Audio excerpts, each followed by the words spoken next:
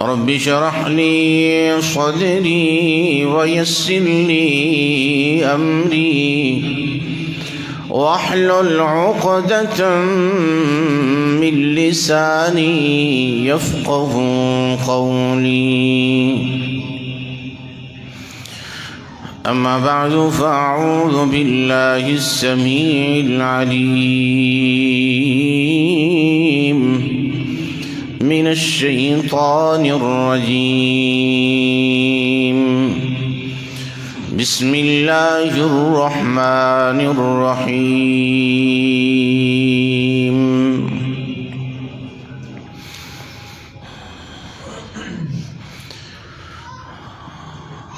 ولا تقربوا الفواحش ما ظهر منها وما بطن.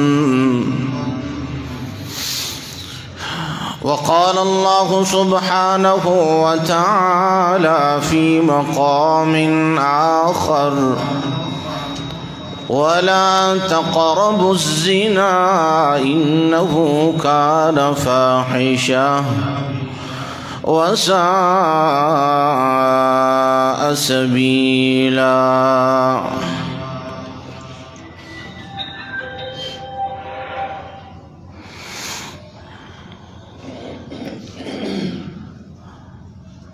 معزز سامعین کرام، لائق صد احترام و تکریم بزرگوں، نوجوان بھائیوں،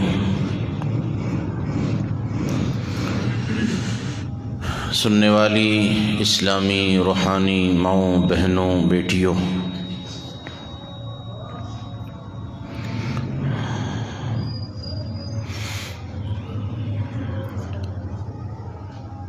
نبی کریم صلی اللہ علیہ وسلم نے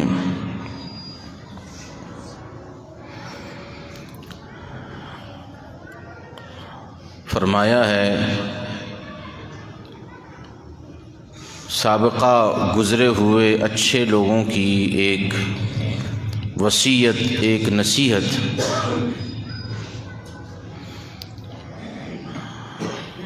جو اللہ کے رسول صلی اللہ علیہ وسلم نے اپنی امت کو بھی بتائی ہے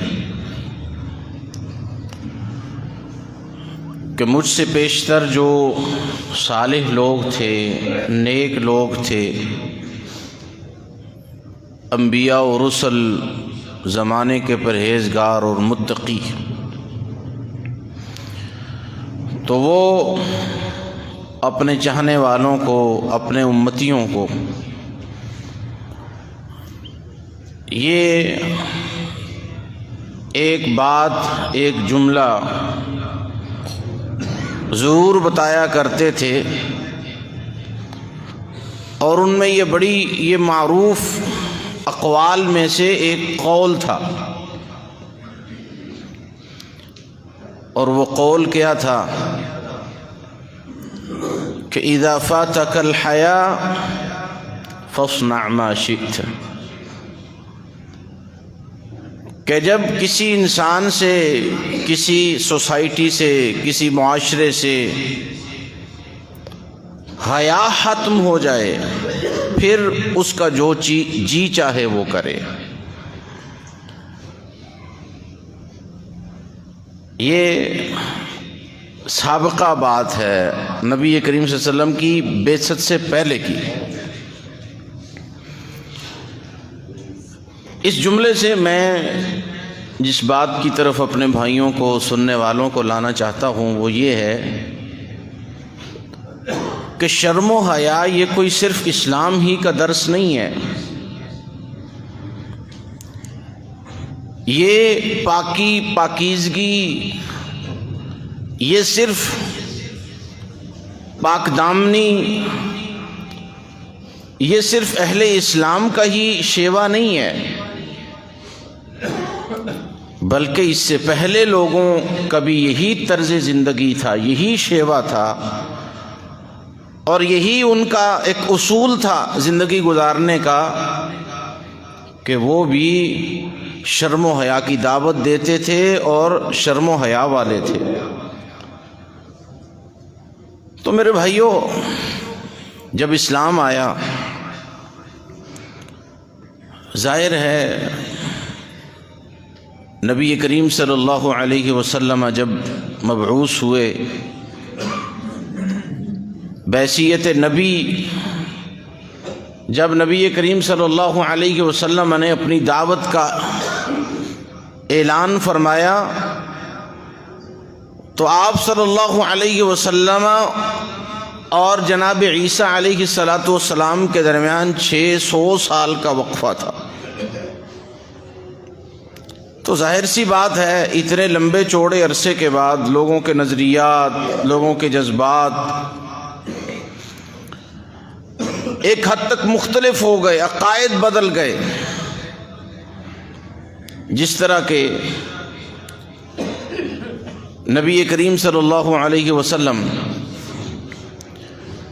مکہ کے جس معاشرے میں آئے، وہاں لوگ کہتے تھے کہ ہم سنت ابراہیمی پر عمل پیرا ہیں، ہم ابراہیم علیہ السلام کے طریقے کو اپنائے ہوئے ہیں، لیکن عملاً ان کا عقیدہ کیا تھا کہ اسی طرح سے میلوں ٹھیلوں پہ بھی جانا اور لات منات اب العزیٰ کی باتیں بھی ہونی، سب کچھ یعنی اس معاشرے میں وہ لوگ کرتے تھے۔ تمام جو عیوب ہیں کسی سوسائٹی کے وہ ان میں پائے جاتے تھے، لیکن کہتے کیا تھے؟ ہمارے نبی کریم صلی اللہ علیہ وسلم کو کہتے تھے کہ ہم تو ملت ابراہیمی پر ہیں۔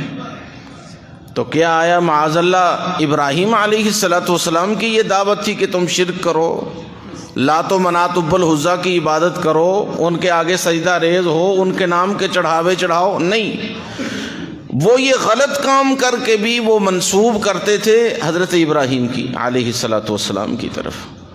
تو میرے بھائیوں، اسلام جب آیا، نبی کریم صلی اللہ علیہ وسلم نے آپ مکہ سے ہجرت کر کے مدینہ آ گئے، اس لیے کہ وہاں جس انداز سے، جس طرز سے اللہ کے رسول ایک اسلامک اسٹیٹ بنانا چاہتے تھے وہ ممکن نہ تھی، اس لیے اللہ تعالیٰ نے آپ کی رہنمائی فرمائی اور نبی کریم صلی اللہ علیہ وسلم کو مکہ چھوڑ کے مدینہ جانے کا حکم صادر فرمایا۔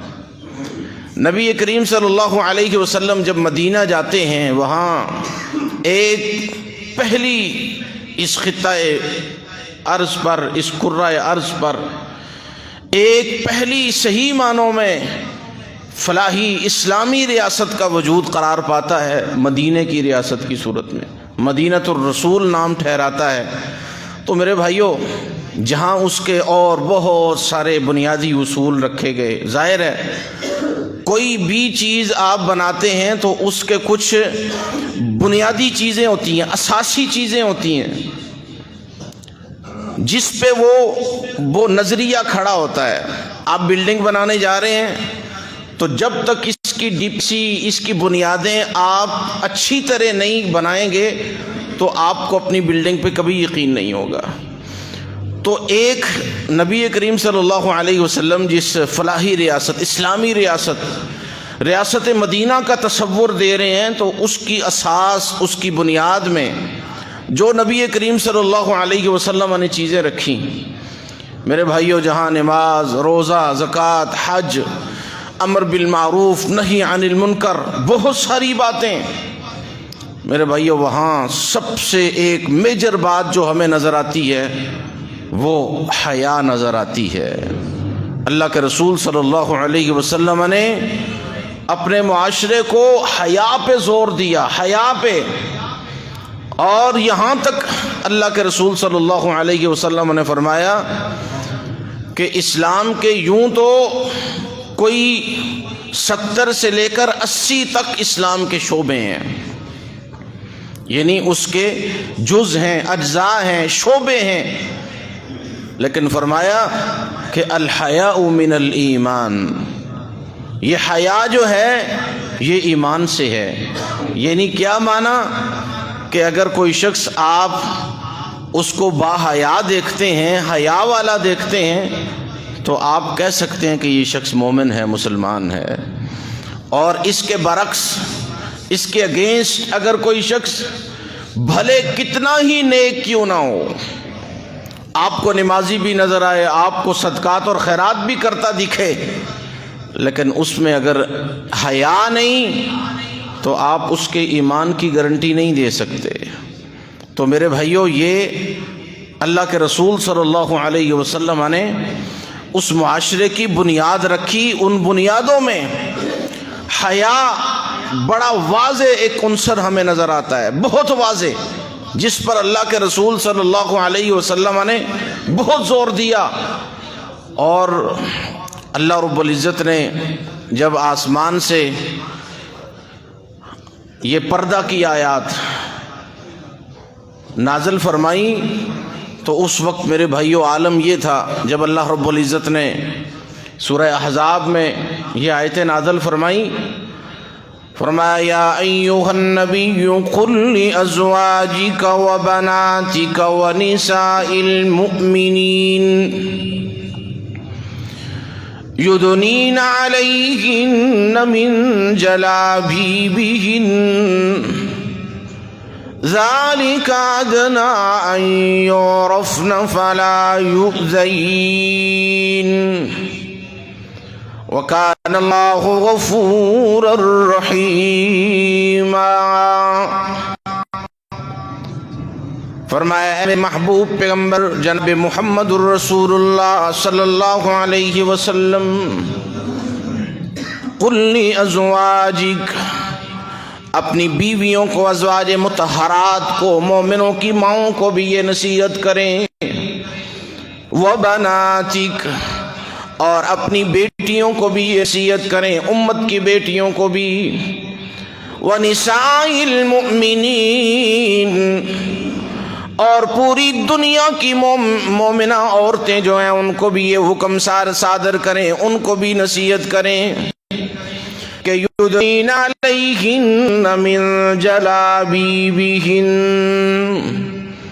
کہ آج سے پہلے تو، اس سے پہلے بھی وہ اپنے جو اعضاء تھے، حیا والے اعضاء، وہ اس کو پہلے سے بھی ڈھانپا کرتی تھیں، لیکن اب ایک جو چہرہ خالی رہتا تھا، اللہ رب العزت نے یہ حکم بھی بھیج دیا ہے کہ آج کے بعد کسی مومنہ عورت کا، کسی نبی کی بیوی کا، کسی بھی مومن مسلمان عورت کا آج کے بعد چہرہ بھی نظر نہیں آنا چاہیے.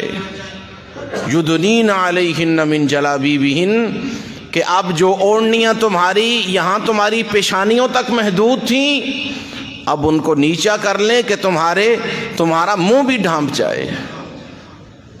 اور پھر کیا ہوگا؟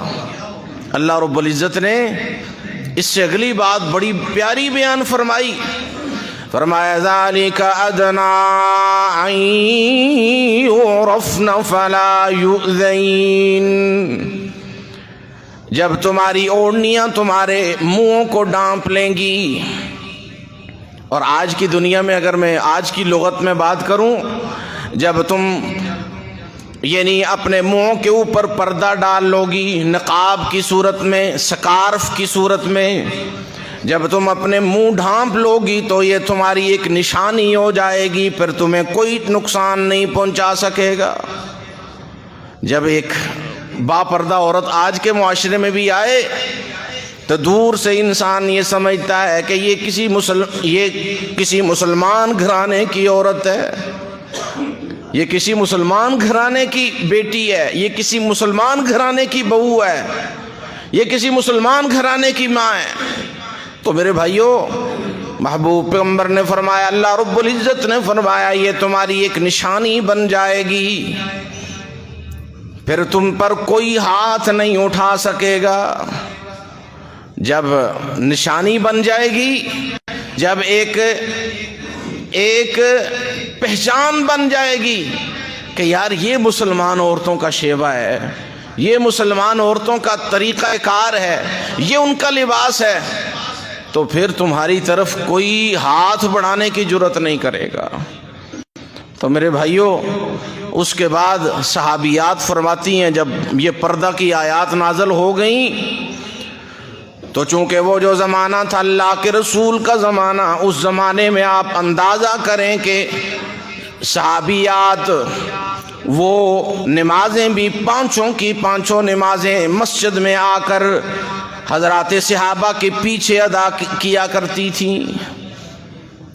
یعنی اتنا آپ اگر اس سے پہلے معاشرے پہ نظر ڈالیں اور پھر اسلام پہ، تو کتنی بڑی تبدیلی آئی کہ آگے حضرات صحابہ نماز ادا کر رہے ہیں پانچوں نمازیں، اور پیچھے جو ہے نبی کریم صلی اللہ علیہ وسلم پر ایمان لانے والی صحابیات اور پھر اسی طرح امہات المؤمنین جو ہیں وہ پیچھے نماز ادا کر رہی ہیں.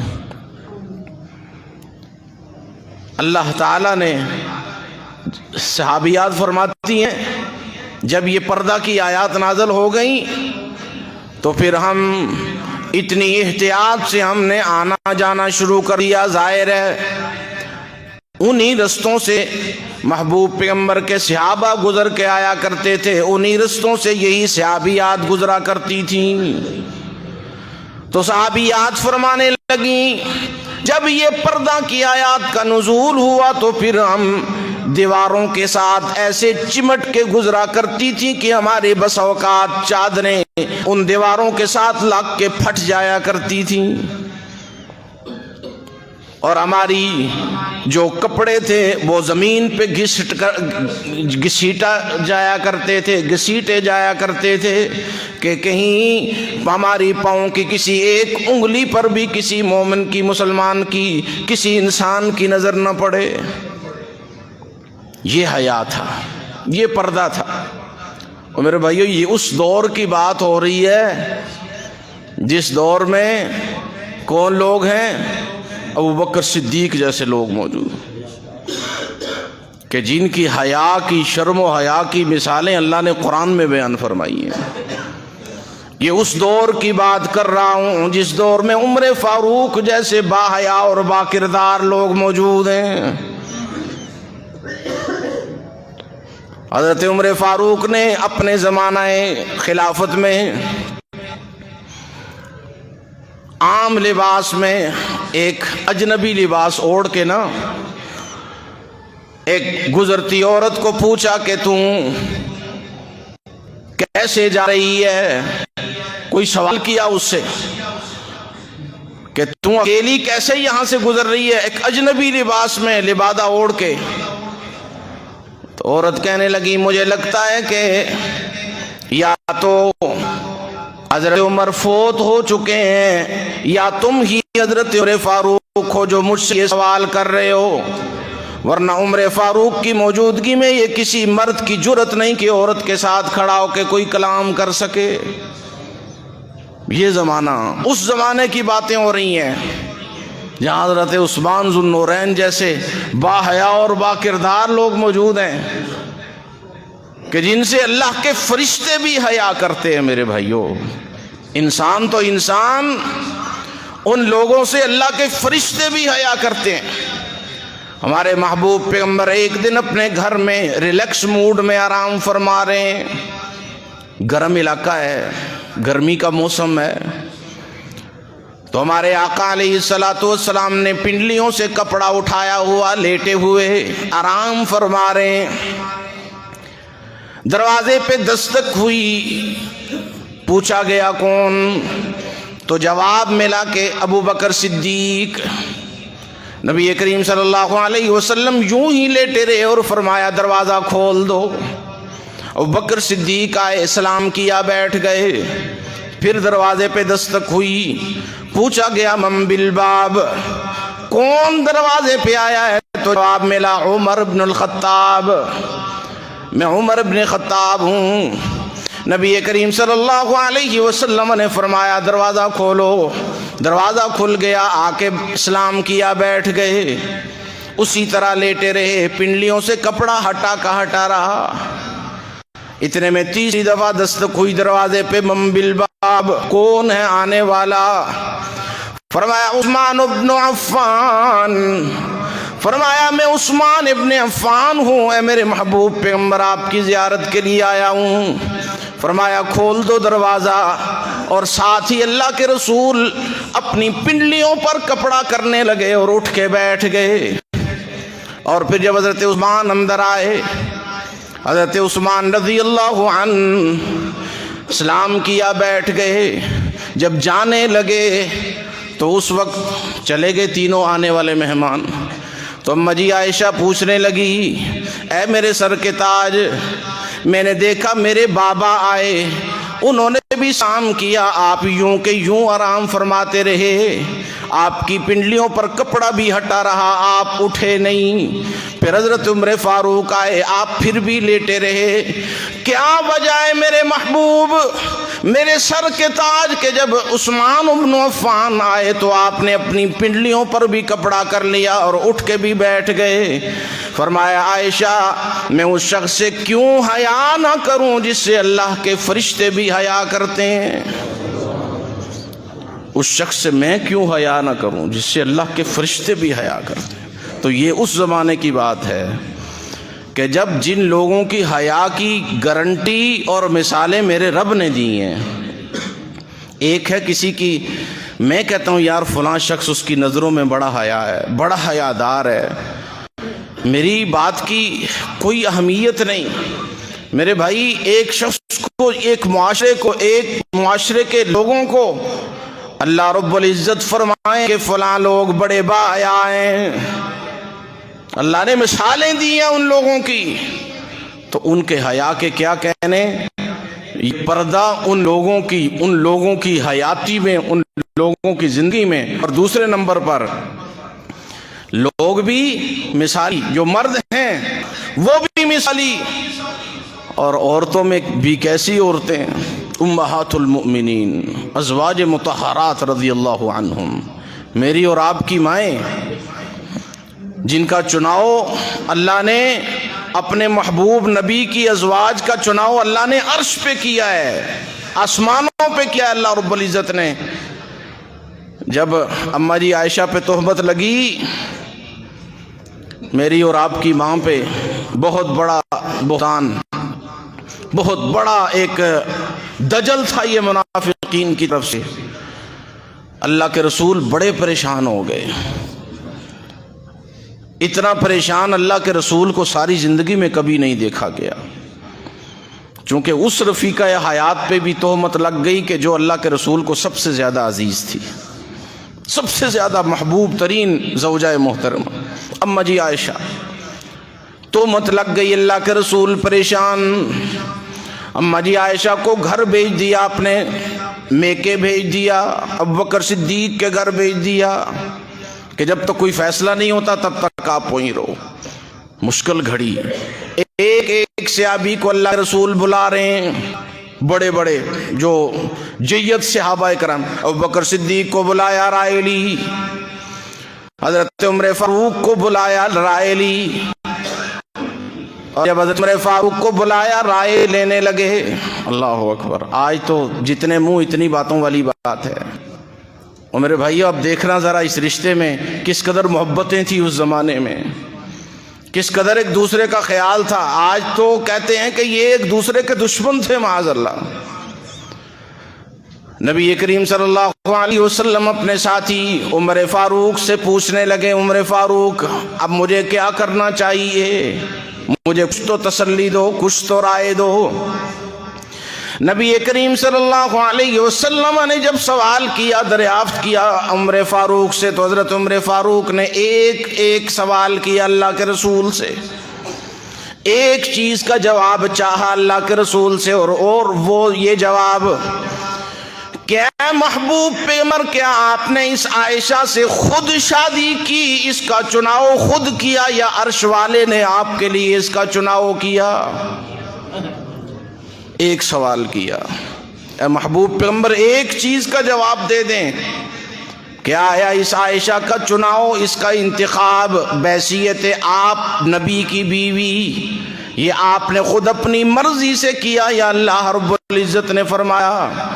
میرے محبوب پیغمبر کی آنکھوں سے آنسو نکل آئے اور فرمایا اللہ کی قسم یہ فیصلہ عرش پہ ہوا، مجھے اللہ نے حکم دیا کہ عائشہ سے شادی کرو۔ یہ فرش عرش پہ فیصلے طے ہوئے، یہ عرش پہ فیصلے ہوئے ہیں۔ فرمایا پھر اللہ کے رسول کیوں پریشان ہوتے ہیں؟ جس عورت کا چناؤ آپ کے لیے آپ کے رب نے کیا ہے تو کیا آیا وہ بدکارہ ہو سکتی ہے؟ اعاذنا اللہ من، کیا آیا وہ بری ہو سکتی ہے، وہ فاحشہ ہو سکتی ہے؟ یہ کبھی نہیں۔ تو بات یہ ہے کہ یہ اس زمانے کی عورتوں، اور پھر اللہ نے قرآن میں میری اور آپ کی ماں کی اس برات کے لیے پوری 10 آیتیں، قرآن کا میرے بھائی ایک لفظ بھی، ایک حرف بھی اگر کسی کی شان میں آ جائے نا تو اس کی شان کے کیا ہی کہنے ہیں۔ اور یہاں پورا ایک رکوع، پوری 10 آیتیں اللہ رب العزت نے نازل کر کے اپنے محبوب پیغمبر کی بیوی میری اور آپ کی ماں اماں جی عائشہ کی برات کا اعلان فرمایا۔ عرض کرنے کا مقصد یہ ہے کہ یہ اس زمانے کی بات ہے جب میری اور ہم سب کی ماں فاطمہ رضی اللہ عنہا، ہمارے نبی کی پیاری بیٹی، اور یہ وہ بیٹیاں ہمیشہ والدین کو بڑی اچھی لگتی ہیں۔ بچیوں سے بندے کو ایک انوکھا پیار ہوتا ہے، اور بچیوں کو بھی اپنے والدین سے عجیب قسم کا پیار ہوتا ہے۔ یہ وقت، یہ بات بندے کو ایک وقت سے سمجھ آتی ہے۔ جب انسان چھوٹا ہوتا ہے نا تو جب اپنی بہنوں سے والدین کو زیادہ پیار کرتا دیکھتا ہے، یا جب وہ بیائی بھی جاتی ہیں تو پھر بھی والدین جب وہ آتی ہیں تو ان کو بڑا پروٹوکول دے رہے ہیں، جب وہ آتی ہیں ان کے لیے نئی چیز پکتی ہے، اچھی چیزیں ان کے لیے لائی جاتی ہیں، تو بھائیوں کو کبھی کبھار اچھا نہیں لگتا کہ یار ہمیں تو پوچھتے ہی نہیں ہے، کھانا کھایا ہے نہیں کھایا اتنا بھی نہیں پوچھتے۔ تو بہنہ ہماری باجی آتی، آپ ہی آتی، اس کے لیے بڑی چیزیں پکتی ہیں، بنتی ہیں، تو یہ اعتراضات ایک وقت تک اٹھتے ہیں، لیکن میرے بھائیوں ان کا حل اسی وقت بندے کو ملتا ہے، سلوشن اسی وقت نظر آتا ہے جب انسان کی اپنی بیٹیاں ہوتی ہیں نا، اپنی بچیاں ہوتی ہیں نا، پھر بندے کو پتہ چلتا ہے کہ میری بہنوں کو میرا والد کیوں اتنا مقام دیتا تھا، اتنی عزت کیوں دیتا تھا۔ تو اللہ کے رسول صلی اللہ علیہ وسلم جب ماں جی فاطمہ رضی اللہ عنہا آیا کرتی تھی تو اللہ کے رسول اٹھ کے دروازے پہ کھڑے ہو کے اپنی بیٹی کا استقبال کیا کرتے تھے، اور پھر اپنی جگہ بیٹھنے کو کہتے تھے کہ فاطمہ یہاں بیٹھ۔ تو یہ ان باکردار عورتوں کا زمانہ ہے۔ تو میرے بھائیوں پردے کی آیات نازل ہو رہی ہیں، ان کو اللہ حکم دے رہا ہے کہ تم نے باپردہ رہنا ہے، ان کو اللہ رب العزت شرم و حیا کا درس دے رہے ہیں، جن کے شرم و حیا کی اللہ گارنٹی لے رہے ہیں، اللہ رب العزت گارنٹی دے رہے ہیں، ان کو پردے کا حکم ہے۔ اور آج کے لبرل کیا کہتے ہیں، آج کے سیکولر ہمیں کیا بات سمجھانے کی کوشش کرتے ہیں، ٹی وی پہ بیٹھ کے، لائیو چینلز پہ بیٹھ کے اینکر پرسن جو ہیں وہ دنیا کو یہ تعلیم دے رہے ہیں جی وہ جی پردہ تو دل کا ہوتا ہے، جی پردہ تو دل کا ہوتا ہے، یہ تو نقاب، یہ سکارف، یہ پردہ، یہ کوئی پردہ نہیں ہے۔ کیا سمجھانا چاہ رہے ہو یار معاشرے کو؟ آج کی بہو بیٹی کا دل میری ماں عائشہ سے زیادہ صاف ہے، معاذ اللہ، ماں رقیہ سے زیادہ صاف ہے، ام کلثوم سے زیادہ صاف ہے، زینب سے زیادہ صاف ہے، زینب بنت جحش سے زیادہ صاف ہے، یا دوسری جو صحابیات ہیں ان سے زیادہ آج ہماری اس وقت کی، اس دور کی عورتوں کے دل صاف ہو گئے۔ اور دوسرے نمبر پہ کیا آیا، ابو بکر، عمر، عثمان و علی سے زیادہ آج کے مردوں کی نظروں میں حیا آ گئی ہے۔ نہیں میرے بھائی، نہ ان مردوں کی نظروں میں جو حیا تھی، نہ وہ آج معاشرے کے کسی فرد کی نظروں میں حیا ہے، اور نہ ہی ان عورتوں کے دل جتنے صاف تھے اتنے آج کی کسی ہماری ماں بہو بیٹی کے دل صاف ہیں۔ لیکن پردے کا حکم اگر انہیں دیا گیا ہے دل صاف ہونے کے باوجود، اللہ رب العزت نے فرمایا کہ تمہارے چہرے پہ کسی غیر محرم کی نظر نہیں پڑنی چاہیے، تمہارے چہرے ڈھنکے ہوئے ہونے چاہیے، تمہارے چہرے کسی کو نظر نہیں آنے چاہیے، اور انہوں نے اپنے چہرے ڈھانپے، اپنے چہرے چھپائے۔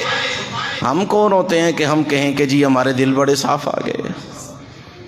اس لیے کمپیریزن بھی اگر ہم کر لیں تو ہم اسی نتیجے پہ پہنچیں گے کہ چاہے وہ زمانہ کوئی بھی ہو، شرم و حیا، پاک بازی، میرے بھائیوں اس میں کوئی دو رائے نہیں ہے، اس میں کوئی دو رائے نہیں ہے کہ شرم و حیا کا تعلق انسان کے دل کے ساتھ ہے، لیکن اس سے یہ بھی قطعاً نہیں ثابت ہوتا کہ کوئی عورت بغیر پردہ کیے وہ یہ ثابت کرنے کی کوشش کرے کہ میرا دل بڑا صاف ہے۔ جی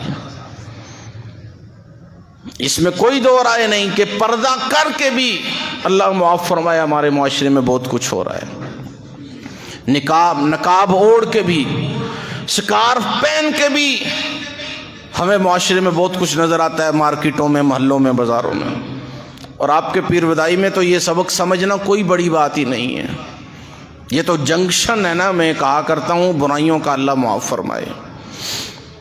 اتنا پورے پاکستان میں جو جرائم ہیں ان کا یہ گڑھ ہے جہاں میں اور آپ ابھی یہاں یعنی جس ایریا میں موجود ہیں، تو اس لیے دل کے ساتھ اس کا تعلق ضرور ہے، لیکن دل کی بھی صفائی، دل کی بھی انسان کوشش کرے کہ وہ بھی صاف ہو، وہ بھی ستھرا ہو، لیکن اس کے لیے ظاہری کیفیت بھی ہونی چاہیے، ظاہری حالت بھی ہمیں ویسی بنانے کی کوشش کرنی چاہیے۔ تو میرے بھائیوں میں جس طرف لا رہا ہوں کہ اس معاشرے کو اللہ رب العزت نے جب اپنے محبوب پیغمبر کے ذریعے شرم و حیا کا درس دیا تو صحابیات کا یہ عالم ہو گیا کہ وہ مردوں سے اجتناب کرتے ہوئے اتنی کنارے سے، اتنی سائیڈ سے گزرا کرتی تھیں کہ سائیڈ پہ لگی چھوٹی چھوٹی دیواروں، مکان کی دیواروں سے ان کی اوڑھنیاں اڑ کے پھٹ جایا کرتی تھیں، اتنا اجتناب شروع ہو گیا تھا، اتنے دور رہنے شروع ہو گئے تھے۔ اور پھر آپ ثمرات دیکھیں، پھر حیا دیکھیں کہ کس قدر اس معاشرے میں آپ کو حیا نظر آ رہا ہے، کس قدر اس معاشرے میں آپ کو ایک سکینت نظر آ رہی ہے۔ تو میرے بھائیو اس کی بنیادی وجہ حیا ہے۔ آج ہوا یہ، کافر بڑا سیاںا ہے، یہود و ہنود جو ہے نا یہ بڑے شاطن ہیں۔ دنیا میں دو قومیں، ایک جو ٹاپ آف دا لسٹ ہے وہ یہودی ہے، یہ اتنا شاطر ہے، اتنا تیز ہے کہ ہماری سوچ بھی نہیں، اس لیے کہ آپ دیکھ لیں یہ ان کی تعداد ابھی جا کے کروڑوں میں ہوئی ہے، ورنہ یہ چند لاکھ تھے دنیا میں، ابھی جا کے یہ شاید یہ کروڑ تک پہنچے ہیں۔ پوری دنیا کو کم از کم اس دنیا میں میرے بھائی آپ یوں سمجھ لیں کہ 7.5 ارب 8 ارب اب ہو گئی ہوگی، 8 ارب آبادی کو، ان میں سے صرف 1 کروڑ یہودی نکال دیں، 8 ارب آبادی کو یوں انہوں نے جناب پوری یوں انگلیوں پہ گھمایا ہوا ہے، اتنا شاطر ہے۔ امریکہ دیکھ لیں آپ، ایک مخصوص عیسائی ریاست ہے لیکن ٹوٹلی وہ یہودیوں کے اشارے پہ چلتی ہے، جس طرح یہودی کہیں گے وہ ان کی مرضی کے بغیر کچھ نہیں، جو ان کی قانون بنتے ہیں، جو ان کی اسمبلیز میں ڈیبیٹس ہوتی ہیں، وہ ساری کوئی ایک جملہ بھی کوئی یہودیوں کے خلاف نہیں بول سکتا۔ تو یہ یہود جو ہے یہ بڑی شاطر قوم ہے، اور اوورآل جو دشمن ہے اس نے یہی چال چلی ہے اور یہ ازل سے رہی ہے کہ مسلمان معاشرے سے، مسلم کمیونٹی سے حیا ختم کر دو، پھر آپ کو ان سے لڑنے کی ضرورت ہی نہیں ہے، وہ خود ہی ہار جائیں گے۔ کسی معاشرے سے آپ حیا ختم کر دیں، پھر اس سے آپ کو جہاد کر کے ٹینک چڑھا کے اپنے جناب گولہ بارود ضائع کرنے کی بھی ضرورت نہیں ہے. جتنا یہ کام دے گا اتنا اور کوئی کام نہیں دے سکتا. اور پھر اس ایجنڈے پر عمل کرتے ہوئے میرے بھائیوں، یہ میڈیا جو اتنا لانچ ہوا، اتنا فیمس ہوا، اتنا جناب ہمارے سوسائٹی میں اثر کر گیا، یہ سارے کا سائرہ میڈیا جو ہے یہ 90% اس کے پیچھے یہودی لابی ہے. یہ جو ہمارے چینل چل رہے ہیں نا، 90+% جو ہے یہ ان کو چلانے والی یہودی لابی ہے. اور ان کا ایک ہی مقصد ہے، اسلام کے خلاف بات کرنی ہوتی ہے تو وہ زمانے کی فاحشہ سے بدترین عورت کو لا کے بطور اس کو اینکر کے وہاں کھڑا کر کے اسلام کا درس دے رہے ہوتے ہیں. نہ اس نے سر پہ دوپٹہ لیا ہوتا ہے، نہ اس کی چھاتی لوگوں کی نظروں سے محفوظ ہوتی ہے، بالکل نیم برہنہ بیٹھ کے وہ اسلام کا درس دے رہی ہوتی ہے، لوگوں کو اسلام سمجھا رہی ہوتی ہے. تو میرے بھائیوں، یہ ایک یہودی لابی، اس نے کوشش کی کہ یار اس معاشرے سے حیا ختم کر دو. اور کبھی بھی کوئی چھوٹی سی بھی بات ہوتی ہے اس حیا کے متعلق، یہ پچھلے دنوں جب 2 سال ہوا، آواز اٹھی میرا جسم میری مرضی والی، دیکھا نا آپ نے کتنی انہوں نے کوریج دی ہے ان میڈیا والوں نے. 10 عورتیں نہیں ہوتی تھی کسی چوک پہ کھڑی اور یہ پورا دن اس پہ فوکس کرتے تھے. دیکھو جی عورتیں کہہ رہی ہیں ہم آزاد ہیں، ہمارا جسم ہے، ہماری مرضی ہے. تو میرے بھائیو، المیہ یہ ہے کہ یہ میڈیا جو ہے یہ اپنا کام کر رہا ہے اور انہوں نے یہ سوچا ہوا ہے. اور ہم دیکھ رہے ہیں، آج ہم دیکھ رہے ہیں کہ ہم نے آج واقعی ہم ہر محاذ پہ ہم شکست فاش ہو چکے ہیں. ہمارا اپنا ملک محفوظ نہیں رہا، ہماری مساجد محفوظ نہیں رہی، ہمارے گھر محفوظ نہیں رہے. اس لیے محفوظ نہیں رہے کہ ہم نے اس پر توجہ ہی نہیں دی، اسے سمجھا ہی نہیں کہ یہ کتنا بڑا نقصان ہے.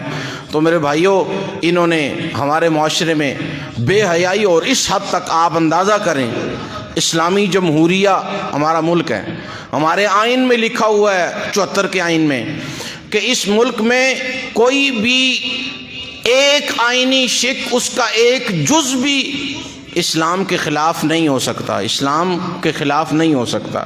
یعنی آئین ہمارا جب بھی بنے گا اس میں توسیع ہو سکتی ہے، اسے وقت کی ضرورت سے بڑھایا جا سکتا ہے، لیکن شرط یہ ہوگی کہ وہ اسلام کے موافق ہوگا، اسلام کے خلاف نہیں ہوگا. آپ اس جمہوریہ ملک میں، اسلامی جمہوریہ ملک میں جس میں 95% سے زیادہ مسلمان آباد ہیں، اس ملک میں ویلنٹائن ڈے منایا جا رہا ہے. آپ اندازہ کریں نا، یعنی دوسرے الفاظ میں انگلش شاید میں بے حیائی کا دن منایا جا رہا ہے میرے بھائیوں. آپ کے ملک میں، ملک پاکستان میں بے حیائی کا دن. کیا مطلب؟ کہ اس میں جو بھی معاشرے کی بیٹی، معاشرے کی عورت جہاں مرضی ہے جا کے جس کلب میں رات گزارے اسے کوئی پوچھنے والا نہیں ہے، جس مرضی ہے بوائے فرینڈ کے ساتھ گھومے پھرے اسے کوئی پوچھنے والا نہیں ہے. یہ اس اسلامی جمہوریہ ملک میں ہونے جا رہا ہے. پچھلے 2-3 سال سے یہ چیزیں رائج ہوئی، پہلے نام و نشان نہیں تھا. تو میرے بھائیوں، اس لیے میں اپنے بھائیوں سے یہی ریکویسٹ کروں گا، یہی درخواست کروں گا کہ ملک پاکستان یہ غیور اور جسور لوگوں کا ملک ہے، یہ بغیرتوں کا ملک نہیں ہے، یہ بے شرموں کا ملک نہیں ہے، یہ شرم و حیا کے پیکر لوگوں کا ملک ہے. اگر کسی نے بے حیائی کرنی ہے، کسی نے فحاشی کرنی ہے، تو ہمارے اس پاک ملک کو چھوڑے وہاں چلا جائے جہاں اس طرح کے لوگ رہتے ہیں. ہم اپنے ملک میں اس طرح کوئی کام نہیں ہونے دیں گے. حکومت وقت سے ہم مطالبہ کرتے ہیں کہ ایسی چیزوں پر پابندی لگائی جائے. ویلنٹائن ڈے کے نام سے جتنے دن یہ 14 فروری کو دن منایا جائے گا، ایسے دنوں پر جس طرح بھی یہ میرے پاس پتنگ بازی کے اعلان کے لیے SHO صاحب پچھلے 3-4 جمعے سے پیغام بھیج رہے ہیں، اپریشیٹ کرتا ہوں میں ان کو کہ بہت اچھا ڈیسیجن ہے انہوں نے یہ جو لیا ہے بسنت کے حوالے سے. تو میں یہ بھی ان سے درخواست کروں گا، احکام بالا سے، عدلیہ سے، اپنے اداروں سے کہ اللہ کے لیے اس بسنت سے زیادہ خطرناک ویلنٹائن ڈے ہے، اسی طرح اس پر بھی پابندی لگائیں جس طرح یہ بسنت پہ لگائی ہوئی ہے، کہ آپ یہ اس سے میری حمایت کرتے ہیں جی، ایسا ہونا چاہیے۔ یہ ملک باحیا لوگوں کا ہے، اس میں ہم بے حیائی نہیں ہونے دیں گے۔ اگر یہ عوام اداروں کی طرف سے رک گئی تو ٹھیک ہے، نہیں تو انشاءاللہ پھر ہم اسے روکنے کے لیے سڑکوں پہ نکلیں گے۔ پھر دیکھتے ہیں کہ کون یہاں ہمارے اس با حیا اور شرم و حیا کے پیکر ملک میں کوئی بے حیائی پھیلاتا ہے۔ اللہ ہمیں عمل کی توفیق نصیب فرمائے، اور اس ہماری سوسائٹی کو، اس معاشرے کو، ہمارا جو با حیا کلچر تھا اللہ ہمیں وہ واپس دے دے، اسی طرح کا حیا اللہ ہمیں نصیب فرمائے۔ وآخر دعوانا الحمد للہ رب العالمین۔